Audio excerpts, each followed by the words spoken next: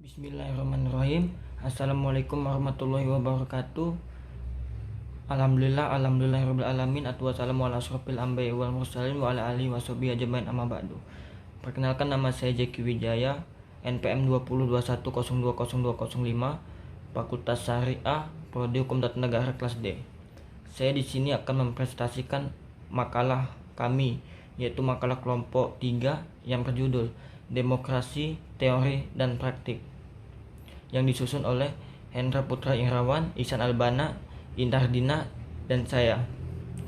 Adapun dosen pengampu yaitu Bapak Rudi Santoso, SHI, MHI.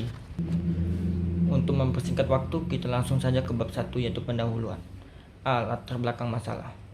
Demokrasi adalah bentuk atau mekanisme sistem pemerintahan suatu negara sebagai upaya mewujudkan kedaulatan rakyat atau kekuasaan warga negara atas negara untuk dijalankan oleh pemerintah negara tersebut.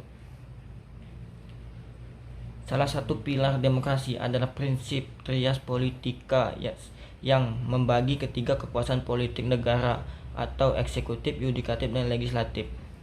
Untuk diwujudkan dalam 3 jenis lembaga negara saling lepas atau independen dan berada dalam peringkat yang sejajar satu sama lain. Kesejajaran dan independensi ketiga jenis lembaga negara ini diperlukan agar ketiga lembaga negara ini bisa mengawasi dan saling mengontrol berdasarkan prinsip checks and balances. Ketiga jenis lembaga-lembaga negara tersebut adalah lembaga-lembaga pemerintah yang memiliki kewenangan untuk mewujudkan dan melaksanakan kewenangan eksekutif, lembaga-lembaga pengadilan yang berwenang menyelenggarakan kekuasaan yudikatif, dan lembaga-lembaga perwakilan rakyat atau DPR untuk Indonesia yang memiliki kewenangan menjalankan kekuasaan legislatif. Walaupun perannya dalam sistem demokrasi tidak besar, suatu pemilihan umum sering dijuluki pesta demokrasi. Ini adalah akibat cara berpikir lama dari sebagian masyarakat yang masih terlalu tinggi meletakkan tokoh idola, bukan sistem pemerintahan yang bagus, sebagai tokoh impian Ratu Adil. Padahal sebaik apapun seorang pemimpin negara, masa hidupnya akan jauh lebih pendek daripada masa hidup suatu sistem yang sudah teruji mampu membangun negara. Banyak negara demokrasi yang memberikan hak pilih kepada warga yang telah melewati umur tertentu, misalnya umur 18 tahun, dan yang tidak memiliki catatan kriminal, atau misal narapidana atau bekas narapidana. B. Tujuan penulis. Adapun tujuan kami adalah untuk memenuhi tugas dan dalam mata kuliah pendidikan kewarganegaraan. Selain itu juga ada beberapa tujuan lainnya. Contohnya, 1. Memaparkan tentang teori demokrasi. 2. Memaparkan contoh nyata penerapan demokrasi dalam kehidupan. C. Pembatasan masalah. Karena banyaknya permasalahan-permasalahan yang timbul, maka makalah ini hanya akan membahas tentang teori demokrasi dan prakteknya dalam kehidupan baik keluarga, masyarakat, berbangsa, dan bernegara. Bab 2. Demokrasi. A. Pengertian demokrasi. Demokrasi berasal dari bahasa Yunani, yaitu demos yang artinya rakyat dan kratos yang artinya pemerintahan.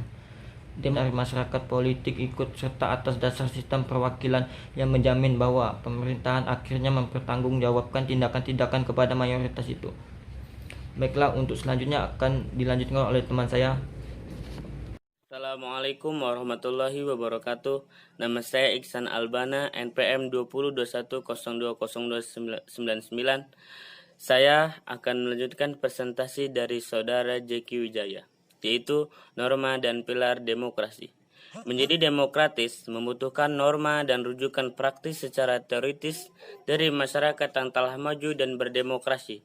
Ada 6 norma atau unsur pokok yang dibutuhkan oleh tatanan masyarakat yang berdemokrasi, yaitu kesadaran akan pluralisme, tidak sekedar pengakuan pasif akan kenyataan masyarakat yang majemuk, tetapi kesadaran atas kemajemukan yang menghendaki tanggapan dan sikap positif kemajemukan itu sendiri secara aktif. B. Kesadaran untuk bermusyawarah. Makna dan semangat bermusyawarah ialah mengharuskan adanya keinsafan dan kedewasaan warga negara untuk secara tulus menerima kemungkinan untuk melakukan negosiasi dan kompromi sosial dan politik secara damai dan bebas ke dalam setiap keputusan bersama. C.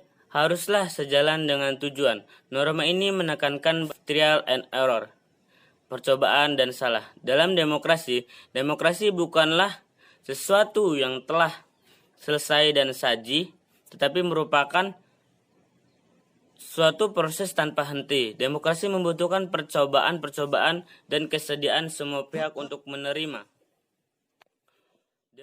Baik, assalamualaikum warahmatullahi wabarakatuh. Di sini saya akan melanjutkan presentasi dari Ihsan Albana, yaitu D. Demokrasi Indonesia.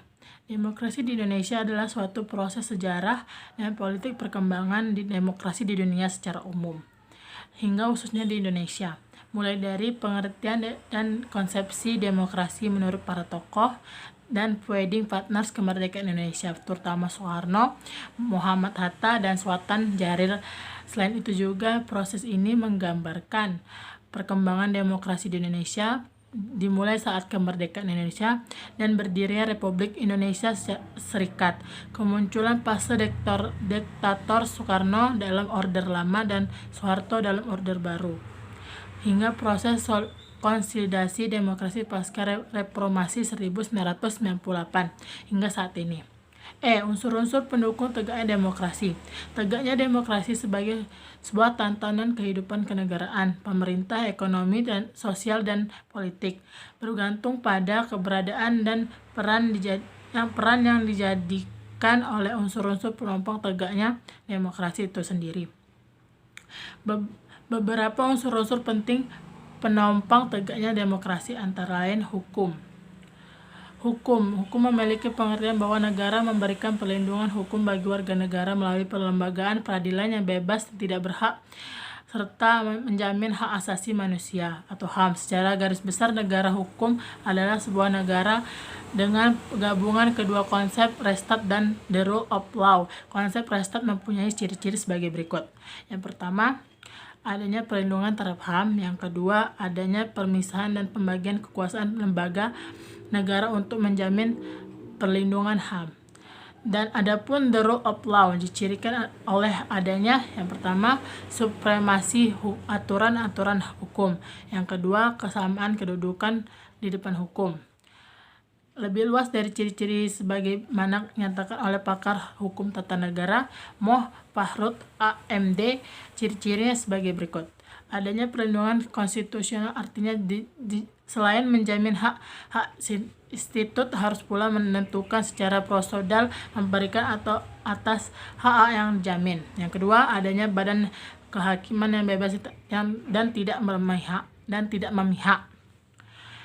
Masyarakat sipil. Masyarakat sipil adalah atau masyarakat madani adalah masyarakat dengan ciri-ciri terbuka, egaliter, bebas dan dari dominasi dan tekanan. Negara masyarakat sipil merupakan elemen yang sangat signifikan dalam membangun demokrasi. Posisi penting masyarakat sipil adalah membangun demokrasi keputusan dilakukan oleh negara atau pemerintah. B. Analisis kelompok strategis. Kelompok berikut ini dapat mendukung tegaknya demokrasi adalah adanya oktragedis yang terdiri dari partai politik, kelompok gerakan, dan kelompok penekan atau kelompok kepentingan termasuk dalam pres yang bebas dan bertanggung jawab. Partai politik merupakan struktur perlembagaan politik yang anggota-anggota memiliki tujuan sama, yaitu memperoleh kekuasaan dan kedudukan politik untuk menjamin kebijakan-kebijakan politik. Hal yang tidak kalah pentingnya bagi tegak demokrasi adalah keberadaan kalangan cendekiawan yang berpres bebas. Kaum cendekiawan, kalangan civitas akademi kampus, dan kalangan pers merupakan kelompok yang signifikan untuk mewujudkan demokrasi penyelenggaraan pemerintah negara. Baik, saya akhiri dan akan dilanjutkan oleh teman saya yaitu Hendra. Masyarakat sipil adalah atau masyarakat madani adalah masyarakat dengan ciri-ciri terbuka, egaliter, bebas dan dari dominasi dan tekanan. Negara pres yang bebas dan bertanggung jawab. Partai politik merupakan struktur perlembagaan politik yang anggota-anggota memiliki tujuan sama, yaitu memperoleh kekuasaan dan kedudukan politik untuk menjamin kebijakan-kebijakan politik. Hal yang tidak kalah pentingnya bagi tegak demokrasi adalah keberadaan kalangan cendekiawan yang berpres bebas. Kaum cendekiawan, kalangan civitas akademi kampus, dan kalangan pers merupakan kelompok yang signifikan untuk mewujudkan demokrasi penyelenggaraan pemerintah negara. Baik, saya akhiri dan akan dilanjutkan oleh teman saya, yaitu Hendra. Perkenalkan, nama saya Hendra Putra Irawan, NPM 2021-020351. Saya di sini akan melanjutkan presentasi dari teman saya, Indah Ardina. F. Islam Demokrasi. Memperbincangkan hubungan Islam dengan demokrasi pada dasarnya sangat aksiomatis. Sebab Islam merupakan agama dan risalah yang mengandung asas-asas yang mengatur ibadah, akhlak, dan muamalat manusia. Sedangkan demokrasi hanyalah sebuah sistem pemerintahan dan mekanisme kerja antara anggota masyarakat, serta simbol yang diyakini banyak membawa nilai-nilai positif. Polemik hubungan demokrasi dengan Islam berakar pada sebuah ketegangan teologis antara rasa kehausan memahami doktrin yang telah mapan oleh sejarah dinasti Muslim dengan tuntutan untuk memberikan pemahaman baru pada doktrin tersebut sebagai respon atas timbulnya fenomena sosial yang terus berkembang. Kesimpulan, demokrasi adalah sistem politik atau sistem pengambilan keputusan di dalam suatu lembaga, organisasi, atau negara yang seluruh anggota atau warganya memiliki jatah kekuasaan yang sama besar. Dengan demikian, telah kita lihat bahwa demokrasi di Indonesia telah berjalan dari waktu ke waktu. Namun, kita harus mengetahui bahwa pengertian demokrasi Pancasila adalah demokrasi yang dihayati oleh bangsa dan negara Indonesia, yang dijiwai dan diintegritaskan oleh nilai-nilai luhur Pancasila. Saran, demokrasi Pancasila di era reformasi Indonesia harus lebih dipahami karena agar semua masyarakat Indonesia bisa membedakan antara demokrasi Pancasila di Indonesia dengan di negara lain. Sekian presentasi dari kami akhiri. Wassalamualaikum warahmatullahi wabarakatuh.